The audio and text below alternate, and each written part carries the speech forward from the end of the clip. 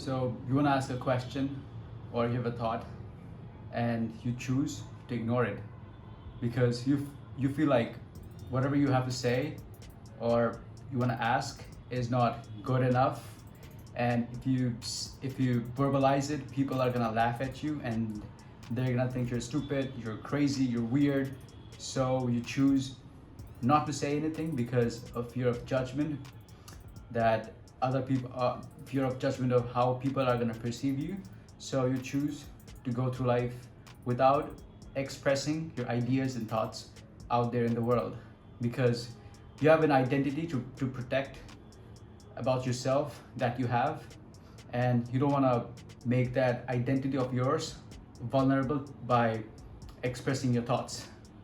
So I used to do this drill back in school, which was, it was like when I was in school, what I used to do was, if it was the first day of school or first day of a new session, I would purposely ask dumb questions on the very beginning of the day because I thought by asking questions that are kind of weird, people in general would perceive me as, oh, he's that guy who asks weird questions. So by doing that, I'm actually making it normal for me to ask questions, which is actually a good thing, but there is a downside to it. I was actually jeopardizing my image to other people, so they would perceive me more like a dancing monkey or like a clown because I was asking dumb weird questions. So now I don't want to be like, all right, fuck what other people think of you, because just say whatever you want to say, just do whatever you want to do. You still have people around you that you're not comfortable in sharing your ideas and thoughts. By you not asking the question or something that you're curious about because you have a fear that the other person you're speaking with might think low of you, but doing this, you're actually missing out on a lot of opportunities in life, because you never know, because that one question that you have that other person might have the answer to can actually change or have a massive impact on your life, because you never know, because that one question might give you the answer and it might change the way how you see the world, and it can open up doors for new friendships and business ideas, and you never know. The reason why you have this fear that your ideas are not good enough is because you haven't been valued and you had like low self-esteem when you were like growing up. Your ideas are not good enough and you should keep that to yourself, is because of past trauma. And think about it, the person who had been receiving positive feedback from the world is not afraid of saying whatever you want to say. So it's when you're talking to someone, the person doesn't know about your past. All he has is the present you. So based on how you look, the way you talk, the person's gonna form an idea about you. So he doesn't know that you had been picked on in high school, or the girl you liked left you for another guy who was better looking than you. He knows none of that shit. So if you can actually get rid of that old image of yourself, it's gonna be a lot easier for you to actually communicate who you are and share your ideas and thoughts without always just being so stuck up in your head because, oh, I said this, because oh, is my hair okay? Oh shit, I forgot to pluck my eyebrows. It kind of looks weird, more like a caterpillar on my face.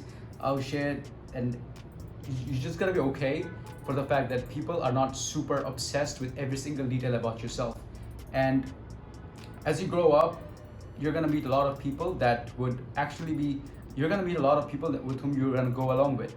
So if you had friends who made fun of you naturally, you're gonna feel like every single person or friend you make is gonna treat you like that, but it's not gonna be the case. The best way to actually get rid of any sort of fear or anxiety is by actually knowing how to fight.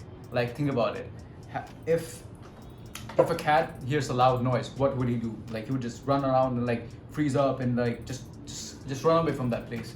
But if it's like a bear and it hears some kind of big noise, what would he do? He would just stay grounded, look at it, and go about his day. Because the bear knows that it can kill. The cat knows that it cannot fucking kill. So if you can like just grab your enemies by the pharynx, or what's that word, like esophagus, and you can like crush his esophagus hard, and you know how to fight, you're not gonna be faced with the fear that the other person's gonna punch you in the face. Now, I'm not asking you to say outrageous shit where you're gonna get punched in the face, but the idea is that you feel like your ideas are not valued enough. You feel like you're not you feel like you don't have you don't have a sense of authorities because you're not dominating enough. And the best way to go about it is by learning how to fight, getting in better shape, and just by knowing that you can beat up the person you're speaking with. And I don't know why, but every time I see somebody, I try to like gauge the level of threat and can I beat this guy in a fight, even though I don't know how to fight. So if I see that the person's jacked and looks kind of big and strong, I would naturally tend to respect that person even more. Even if the person's kind of skinny, I would respect everyone, but deep down, you know that you got to be extra cautious with how you're speaking with that, how you're talking with that person you're speaking with. So the same principle can be applied to yourself. So if you can make yourself look as dangerous and as masculine and as big and strong as you can, without without without using steroids and knowing how to fight, it's gonna be a lot easier for you to like express your ideas because you know that you're valued and people do sense your presence and nobody's gonna disrespect you. And I also remember when I was in school, I used to ask a lot of questions. It was in grade 7. I used to ask a lot of questions in math class because I didn't understand what the teacher was explaining, and everyone would just frown upon me and look down upon me because they would think of me as this dumb person who's not understanding. But the truth of the matter was that nobody was understanding. Everybody was just having a facade that I was understanding what the teacher was explaining, and my friends would try to like explain me in a condescending manner by, oh, you're so dumb, and they'll just call names, and I would still be okay with it. But when the results were out, I scored 90 plus and they were in the 70s, and there was this one boy who scored 95 or 96. He was the topper, and turns out he's actually gay now, which is a topic for another day. One more fear that I always had was that I didn't have a bank account. So I wanted to open a bank account and I didn't know how to open it.